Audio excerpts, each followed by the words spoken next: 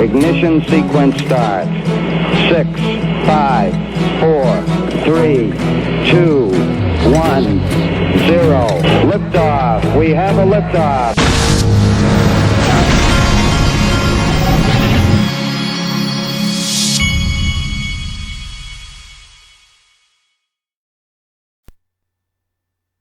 Hey everybody, this is the Digital Asset Investor, and I wanted to focus in on something for a second. Yesterday, you'll remember the news about this company linked to that is selling that's making private investing simple. This company right here, the one where you can go and get shares in like Uphold, Ripple, and their company Coinbase and all this. I got a lot of questions about, well, first of all, what we were talking about is this company is going to make it where, like in the next week, you're going to be able to buy into companies that have not yet gone public. You're going to be able to buy into them with XRP, which is a huge piece of news. Now, anytime I bring up a new company on this channel in blockchain, I mean, there's so many shady characters in blockchain. Anytime I bring up a company in this space, people start asking me if they're legit and are they scammers and all that stuff. And so, I need to show you what the deal is on this particular company because I did the research. I normally don't talk about things on this channel unless I've looked into it myself. But so I went and, pulled up some things just so you can understand. I always say it's all connected. These guys, first of all, you should understand they can't sell these shares on their platform unless they're speaking to these companies. I mean, they have to, I think my understanding is they have to get the shares from these companies. Okay. They have to go through these companies to get the shares for the platform. That's the first thing you need to know. But the second thing is, I wanted to show you, like, for instance, they've got legitimate venture capital firms that have invested in them. That's one thing you need to know. The next thing I wanted to show you, I just took one guy off of their team. I picked Joe Indoso here. This is one guy. You've seen him on videos as well, talking about Ripple and things. But I wanted to take this one guy and just show you the type of people that you're dealing with here. Okay. So, I pulled up his LinkedIn page. So check this out.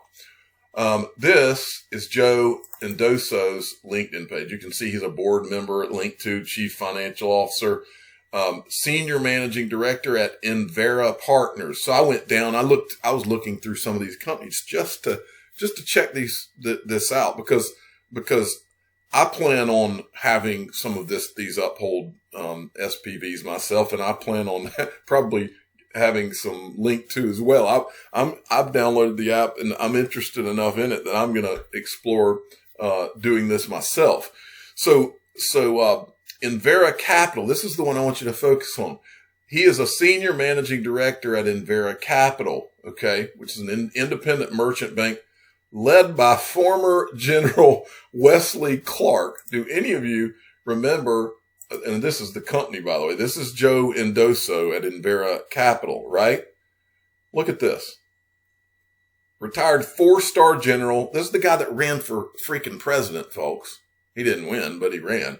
Former 4-star general, U.S. Army. Former Supreme Allied Commander, Europe, NATO. Former Democratic U.S. presidential candidate, 2004 primary. Advisor to the Blackstone Group. Numerous corporate boards. Board member, Clinton Global Initiative, U.S. Military Academy, West Point. So yeah, I think Joe Indoso might be pretty legit, folks. That's the overall of what I wanted to show you.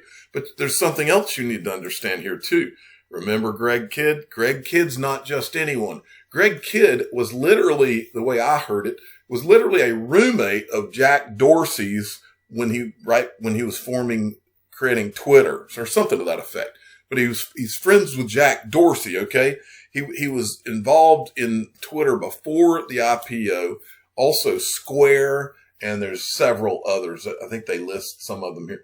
This guy's portfolio, he's Ripple, GateHub, look at some of these names, Coinbase, Twitter. So Greg Kidd is not just some venture capital. This guy is legit. He's probably one of the, what would the word be? He's probably one of the most important venture capitalists in Silicon Valley. So check this out. He runs Global ID. We've gone through Greg Kidd before, but still, I want to show you. He was the chief risk officer at Ripple in the beginning. He worked at the Federal Reserve. Okay, now the reason I'm telling you all of that. What does Greg Kidd have to do with Link2? Well, here's what he has to do with Link2. Greg Kidd funds US $1 million into Link2, March 27th, 2019. And it does a whole write-up on it. He's paid Link2 $1 million to fund the exploration of strategic partnership opportunities. And he's also, this is another thing I forgot to mention. They're incorporating his company, Global ID. If you look on Link2's website, Global ID, get your Global ID. They are hooking up Global ID to the platform. So, but I'm not finished yet. Watch this. So who's on Greg Kidd's Global ID board or advisor board? Karen Gifford and Chris Larson. Karen Gifford was one of the first people in the regulatory, in the regulation side of Ripple. We all know who Chris Larson is, but let's look at, let me see who I was going to show you next. Oh, also I wanted to show you Norman Reed. He was the first general counsel at Ripple. Okay. This is Norman Reed. So if you scroll down, you'll see that Norman Reed was general counsel at Ripple from 2015 to 2017. All right. And then Karen Gifford, I'll pull up her LinkedIn here. Karen Gifford was at Ripple 4 years, 5 months. She worked at the World Economic Forum and, she was at the Federal Reserve Bank of New York as well. Okay. Is everybody getting the picture here? So my 8-year-old does not need to draw you a picture on whether this company is legit or not. Okay. We got that out of the way. I think that this guy, Ryan Zagone, this guy has come to life on Twitter. And I want to talk about Polysign. Because Ryan Zagone brought it up and Mickey B. Fresh did like an awesome tweet that I'm about to show you on Polysign. Several video clips. We rarely get any video clips of Polysign, but we've got them today from someone at Polysign, and we've got them today. This is, but I wanted to show you, give Ryan Zagone some credit. He's tweeting like crazy now, and he never really tweets much, but he's tweeting like crazy. And the reason that's important for you and for me is because this guy was there in the very beginning. I believe this is from way back. It may be as early as 2016. I can't remember what the date on this video was, but I Am Legion provided it here. Ryan Zagone, these guys on the stage are all like central bank types. And by the way, this is the same central banker who was on stage at Swell 2019. I can't remember, I'm drawing a blank on his name, but he was. This guy I've shown videos of before. This guy is important too, but this guy is the head of the BIS, which is the central bank of central banks. So he's a big timer. And in the audience, but I want to show you this Ryan Zagone stuff because there's a reason that Ryan Zagone is giddy on Twitter right now. It's because all that hard work he did, and we owe him a lot of credit. This guy deserves it. All that hard work he did, he's seeing come to fruition right before his eyes. This is when he asked a question. This is when he was out there scrapping on Ripple's behalf. Spencer, I'm going to pull the mic. Okay, go ahead. Hi, my name is Ryan Zagone. I'm from a company called Ripple. We use blockchain and virtual currency as a way to connect fiat currency more efficiently. It's a product for financial institutions. So it's an enterprise use case. We're using digital currency as an FX tool as opposed to a currency itself. As new enterprise use cases for DLT and digital currency emerge, how do we balance policy to allow these new use cases to take root while also capturing risk we see in the market today? It's a great question. Who wants to take? I'm not really interested. I've shown this video before. I'm not really interested in their answer. That's not why I'm showing it to you. I just wanted to show it to you because of how much credit this guy deserves. So here, we saw this tweet the other day where he said the tide is turning. Federally chartered banks can now offer crypto custody services. but he's been doing other tweets. This one was from yesterday. Change goes slowly, then all at once. Remember, what did Brad Garlinghouse say? Crawl, walk, run. Is that what he said? Change goes slowly, then all at once in 1 week. CFPB opens the door to data aggregator rules. FDIC proposes fintech certification program, and the OCC blesses crypto custody. See where all this is going, folks? And then he posts this video right here. He says, thoughtful, nuanced point from a super thoughtful person. And this guy that's speaking on CNBC is some kind of technological guy in the payment space. But anyway, listen to what he says about credit cards. I think the biggest winners are the platforms. If you look at retailers writ large, those that are just starting out and saying, I have just a thing, people are going to need to buy it because they're stuck at home, and this is anything from utility to entertainment, or very large retailers that are saying, you know what, forget this replatforming idea. I'm not going to homebrew my own e-commerce platform and try to stitch it back to my old school warehouse system. I'm just going to go switch to something like Shopify. So I think writ large platforms, providers that enable merchants to serve customers where they are, which is online, are going to be huge winners. And on the consumer side, you know, I may be preaching to my own choir, but I do believe the age of credit cards is rapidly coming to, I wouldn't call it an end, but a viable alternative in these buy now, pay later tools that are built around transparency and clarity and simplicity. It's no longer a niche. It's something that is massive and a real movement. We're seeing traction, and this new partnership is just confirmation that people want transparency in their payments. They don't want to pay late fees. They don't want to find that 0% isn't truly 0%, and so on and so forth. And so I expect companies like Affirm to. I believe the age of credit cards is rapidly coming to, I wouldn't call it an end, but a viable alternative in the buy now, pay later. Wonder where he thinks this is really going, folks. And then Ron Zagon, and this is where we go into, well, I'll tell you what we're going into. Polysign.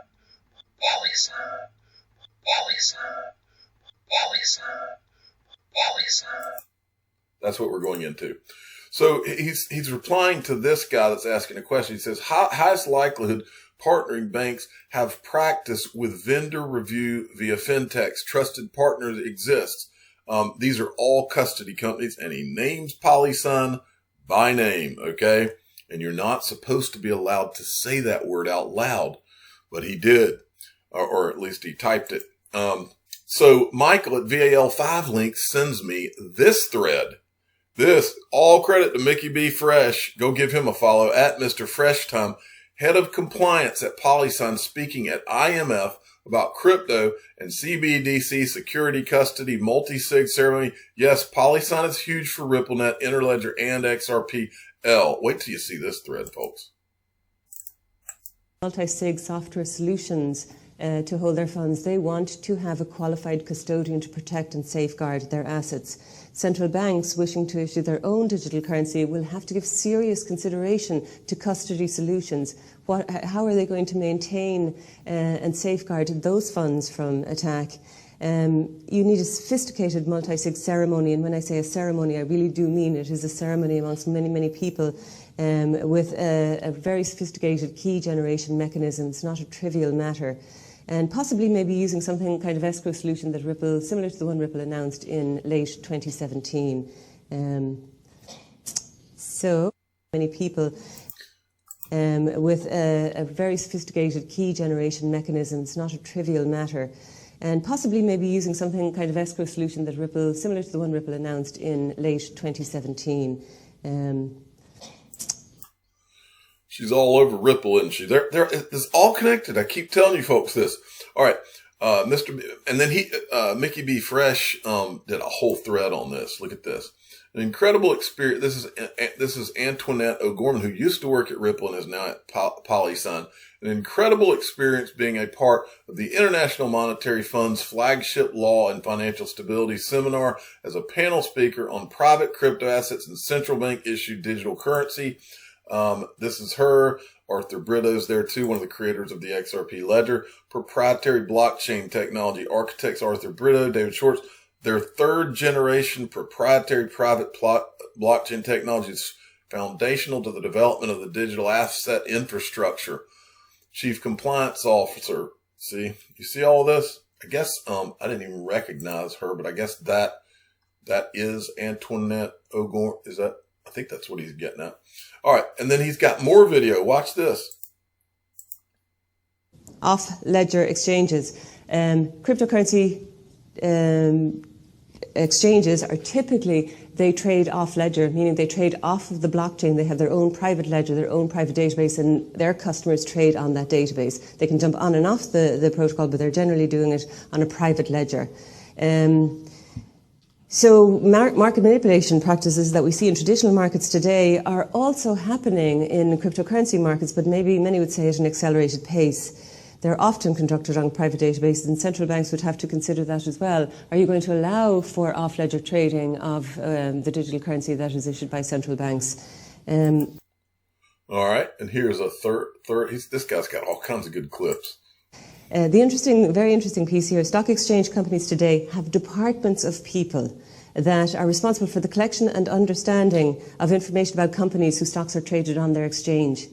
That's to reduce the likelihood of some kind of financial fraud, back in the days of Enron, WorldCom, that type of thing. In contrast, proper curation of crypto is sorely lacking. We do not have that today.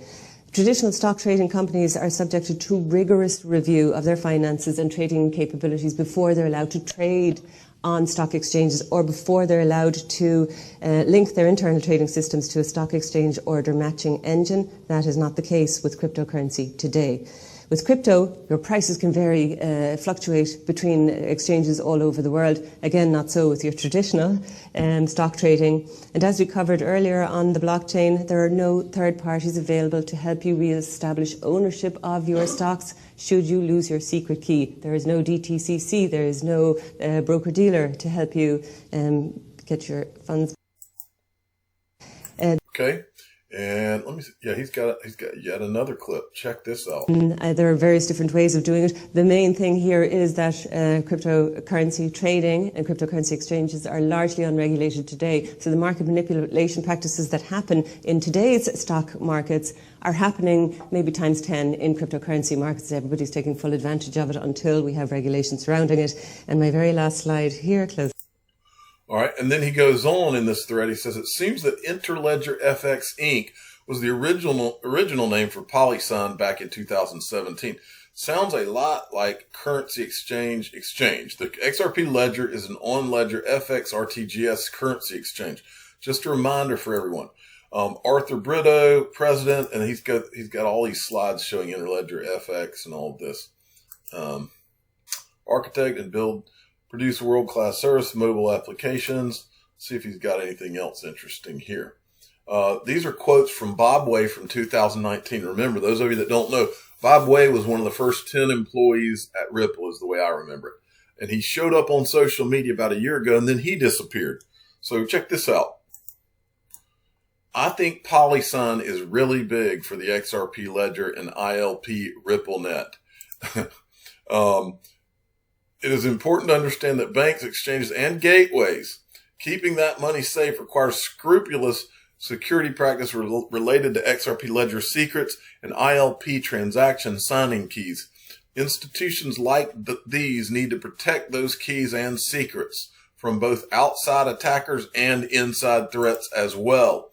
XRP Ledger's multi-sign feature, same concepts apply to ILP components. Polysign is an institutional solution for managing multi-sign keys and likely also for authorizing and signing a high volume of XRP Ledger and ILP-based transactions. Once you've convinced the banks and other institutions that using the XRP Ledger is a good idea, then eventually the technical people from those firms start asking how and for best practices. It seems to me Polysign has created a system that implements those best practices. So there you go. And I think that's, and he says those clips are from summer 2018. I've never seen them before. But you got to ask yourself, why is the IMF having Polysign to come speak to them?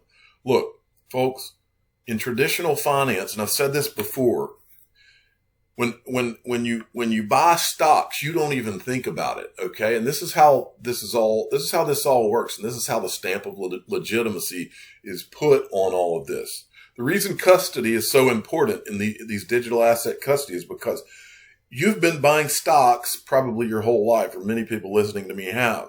Well, you don't ever ask yourself the question, well, where's that actual stock certificate? I bought that stock at Charles Schwab or wherever.